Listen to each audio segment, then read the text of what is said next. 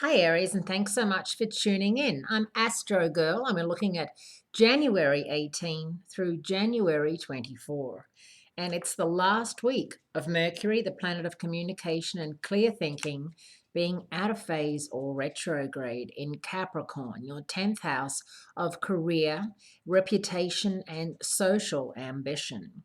So if you feel as if you've been trying to do something at work or get along with co-workers and it doesn't seem to be working, just give it a couple more days actually. Once this week ends, Mercury moves direct January 25.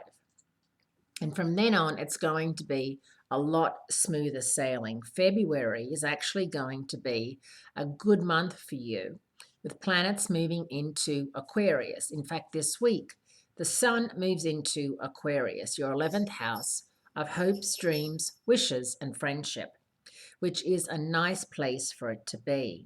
So if you haven't been very social, if you've been hibernating whilst Mercury has been out of phase or retrograde, it's now time to, get out and about. I'm not suggesting that you're dancing on tabletops till dawn, but just maybe going out for brunch or dinner or lunch and being more social with your co-workers and your clients and that sort of thing so that you're not completely out of the loop, which some of you may feel as if you are. Mercury retrograde happened as soon as the new year started, and it wasn't a great way to start 2016. So let's just push the refresh button and start thinking about it all over again.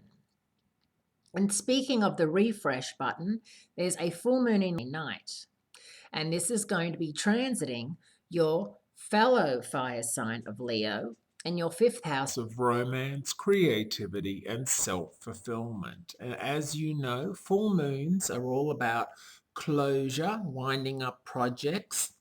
And if you are in a relationship that you feel has well and truly run its course or run out of romance, this is a good time for you to sit down with your other half and work out where it is you see yourself going. If is this the end?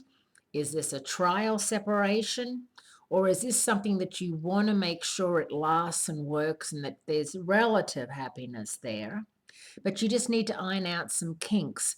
Maybe he or she isn't as romantic as you would like or spontaneous. Being an Aries, you are very spontaneous.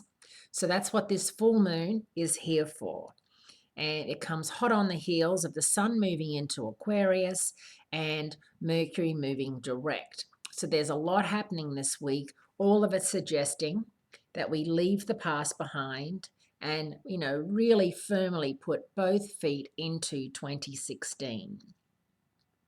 Have a wonderful week, Aries. Always great speaking to you. And I do look forward to speaking to you again next week.